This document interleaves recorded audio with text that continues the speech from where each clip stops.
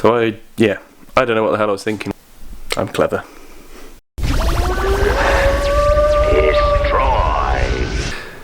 So in this video it's going to be all about putting the rear end back on the Nissan, which I've been waiting to do for a long time, after a lot of screw ups and doing a load of work that I didn't really need to do, and we'll get into that. But also, as you can see behind me, the Dorifest banner from last year is in pride of place on the wall, Martin, and it's been announced again that it's going to be Dorifest 2 this year. Look at that. But if that counts towards anything for the application process and getting an entry this time round, then there it is, Martin. So yes, look at that and remember this here. Thanks.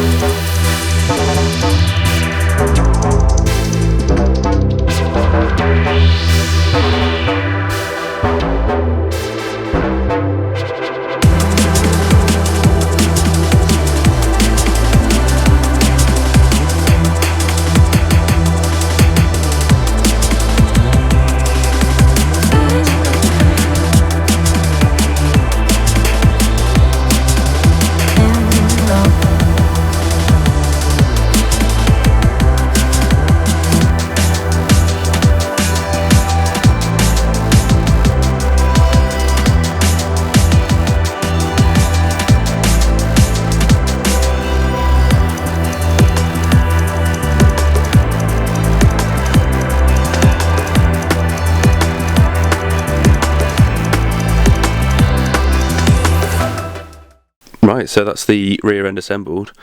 It's just super satisfied to put together because it's all brand new parts, all the new bolts and everything. It's like just super clean, lovely adult Meccano. So we'll start with the diff. It's a Nismo 2-way LSD, like a clutch type thing. It's got an S14 backplate on, obviously, because it's got an S14 subframe going in the car.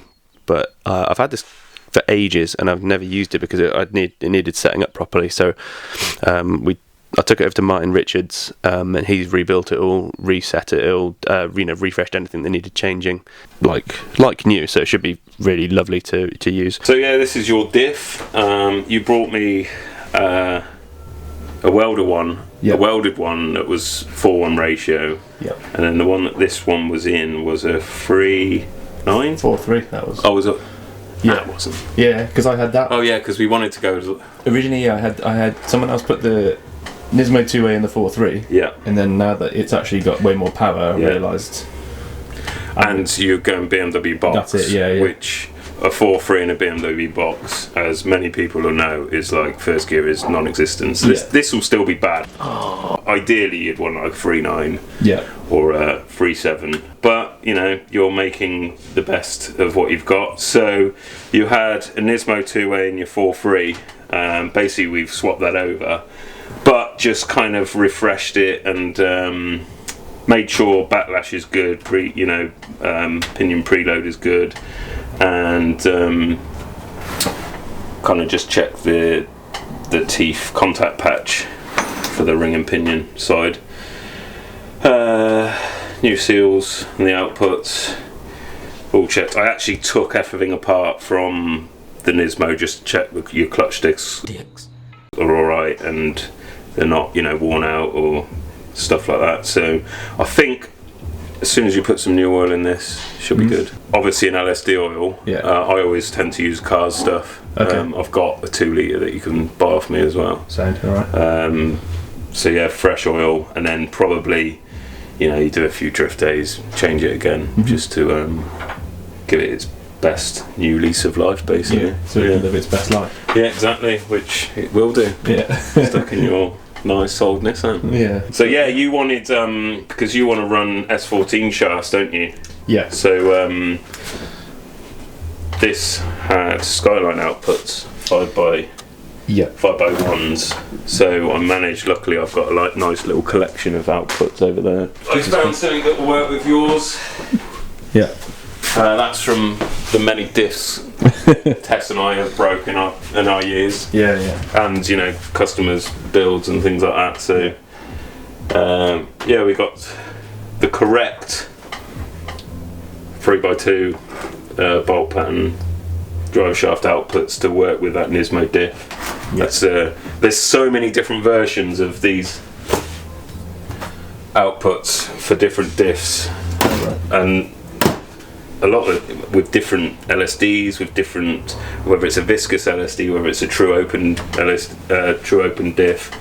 So it's a case of hopefully having a big batch there, and you can just find what you can.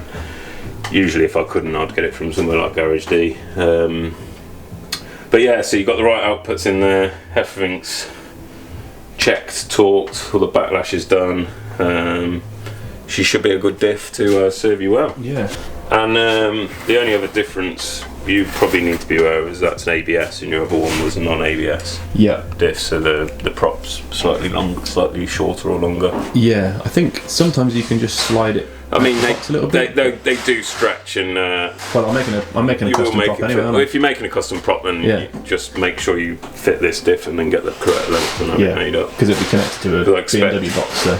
Yeah, I'm literally just getting a prop shaft made for that S14 that's down there. Right, okay. Because I had a two-piece prop on, and he's running a 350Z diff. Yeah. And the rear section of the prop isn't long enough, so you literally have to pull it to make it fit. Yeah. I'm not, a great believer in that, so we're actually having a single-piece prop made, and his prop down there is so thin, it's like 550 horsepower plus, it's verging on unsafe. Yeah. So I'm not a big fan of two-piece props on high-powered drift cars. Okay. So yeah, we're going to get a single prop made for that. A big beefy 3-inch tube one, which I've been running on the 32 for years when it was BMW box, and now with the sequential have this big single-piece prop, and it's just works and never fails. Were you going to do a two-piece? I wasn't sure. Yeah. I was just going to cross a bridge when it came to it. I mean, it's quite a bit of money for a decent prop, like 400 odd quid, but I think it's worth it. Yeah. And like a lot of like the championships now, they make you put a prop loop on. Yep. So if any of the CVs fail, you don't have a prop shaft come through the car, which is actually happened to the Driftworks R32 many years ago when Phil drove it. Yeah. Had a two-piece prop, Skyline prop, modified to the BMW box, and I think it was at Matsuri, and it broke and actually came through the floor. So nice. I remember that. There's still dents in it now from when it happened. So that kind of always makes me worry about two-piece props. Yeah. And if you can get a decent big single piece on there, it's the way to go. Flailing about. Yeah. I remember the one time in your convertible E36 at Throckmorton when your prop was going to do that. It was bashing on the transmission tunnel. Yeah, I think the centre bearing failed, and it was just those were good times. I was just sat there like looking down at the area, waiting for it to go, and it's going, and I'm like, yeah, it'll be alright. Trying to move my legs away as much as possible. But, that BMO was good. Yeah, but alright then, nice one. So yeah, you got a nice fresh diff, ready to go. Don't break it. Also with the diff, got solid mounts front and rear. I mean, that might end up causing more damage to other components, because obviously it's all designed to soak up shock loading and stuff like that, but we'll see. New arms. These I actually already had. I already had these as well, and these. But I had new toe arms, and then I just powder coated all the other stuff and refreshed it because it was all different colours. That was blue, that was orange, and then this was old scummy stuff, so I just really wanted it all refreshed. It's all been zinc primed as well, and then all brand new rose joints with little, can't really see, but little rubber boots in there, brand new bushes in here, brand new ball joint. Anything that's not brand new is basically completely refurbished. And then I've got the eccentric lockouts on here. There is the argument that when it slips, you kind of avoid bending parts because it takes up that kind of impact. But I don't know. I felt like going with on this one, so we'll see it again. That might be another thing that I kind of changed my mind on. The brakes are R33 calipers, and then shoes in there, and discs from Hamish Niven, who does a lot of these kits of like refurbished R33 brakes. And then I put brand new bearings in, brand new extended studs for the rear as well. So these bushes, as you would have seen in the old video, used to be orange. They got melted because basically we welded these reinforcements in after cutting a hole for the handbrake cable. That wasn't necessary. And then went to buy more. They discontinued for the Geomasters, and then bought Powerflex. They're a different size, so I had to send these bushes off to my machinist to machine them down to fit in there. So there's a bit of a wait. Everything was kind of being held up just on the bushes, but now that's all in. So that's really satisfying to see all that reassembled. Probably noticed by now there are no drive shafts in here, and that's because I'm waiting for my adapter kit to make the prop and everything to run the BMW box. So there's a chance I might have to have this diff in or out a couple of times or whatever while I'm doing that. So I thought I'll leave the shafts out for now just to make life easier if I do have to take it back out, and then I can pop them in at a later date.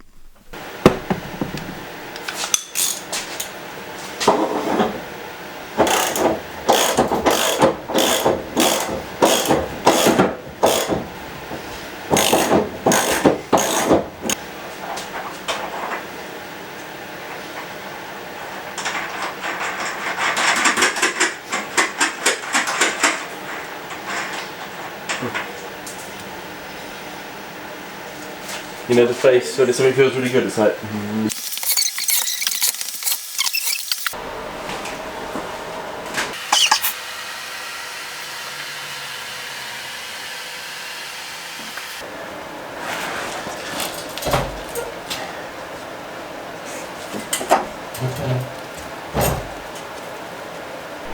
So the frame was actually going in a bit wonky, and I started to lift it up to start again, but then this one basically dropped through, so I've got a nut started on there. That side is just poking through, so I'm going to try and get them started and level it out, and hopefully the back ones can, wherever it is, can drop in as well. Somewhere there.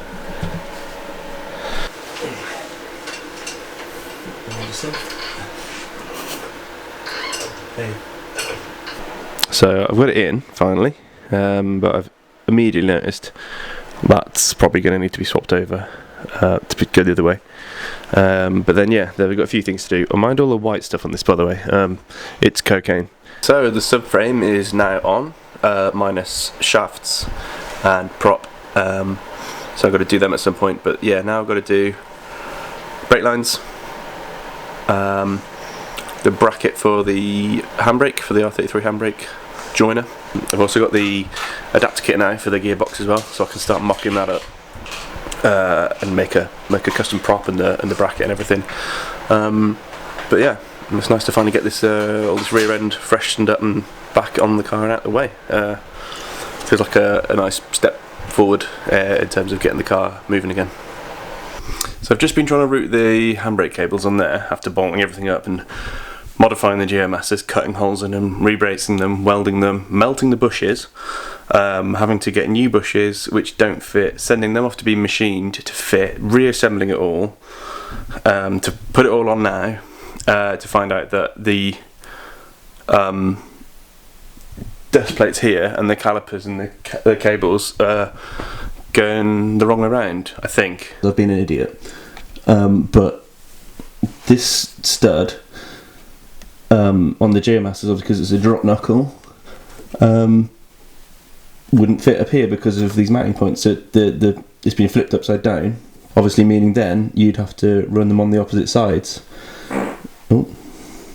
So considering I make and sell drop knuckles, you'd think that I might have considered that, but no, I'm a bit of an idiot. Sometimes I think I just got excited to put it all together and was just like, and then forgot to actually take a moment to consider might be slightly different.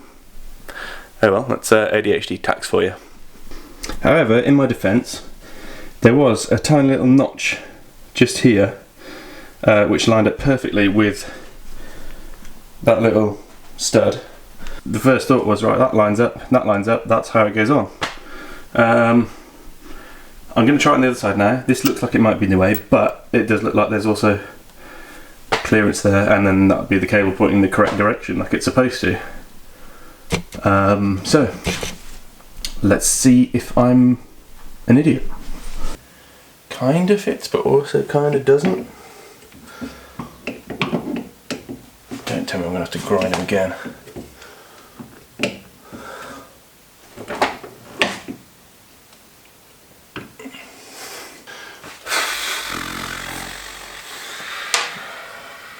Why am I so stupid? So yeah, there's actually space here, although it does foul on this bit a little bit.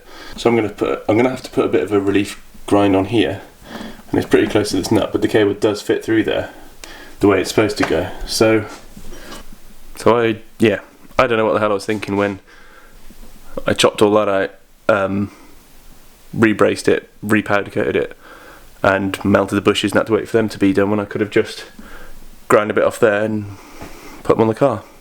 I'm clever.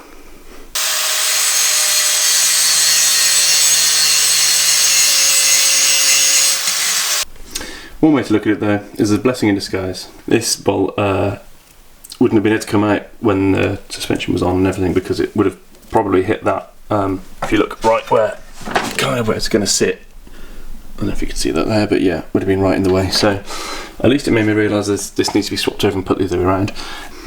So yeah, I've got to clean up the coilovers, change the bushes in the bottom, put them on so that all the knuckles kind of sit sort of where they're going to be, and then I can do the brake hoses and the brake lines properly, and yeah, hopefully back on track with where we were supposed to be. But definitely proved that I am a stupid person, and ended up basically doing a whole load of work to the GMSs that didn't need to be done at all. But there we go, too late now.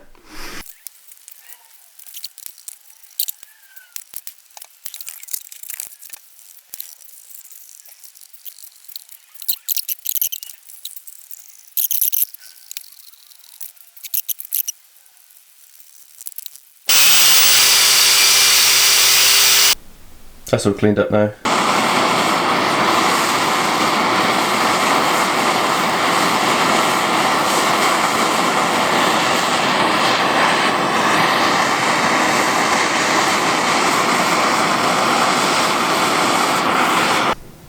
There we go, good as new. Yeah. Call it 20.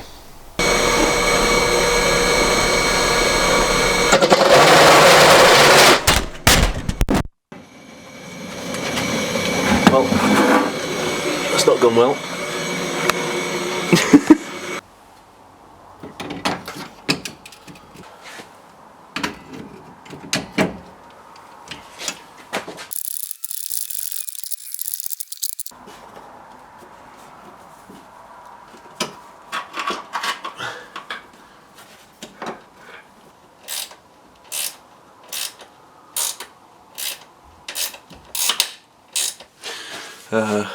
Right, so cables are pretty much routed. I still have to mount them at the front where they mount to the chassis, and then make the adapter for the S13 cable to the 33 cables ends. But I'm going to leave that here for tonight because poor old Noodles sat at home by herself and she needs a dinner. Thank you very much. Goodbye. Oh.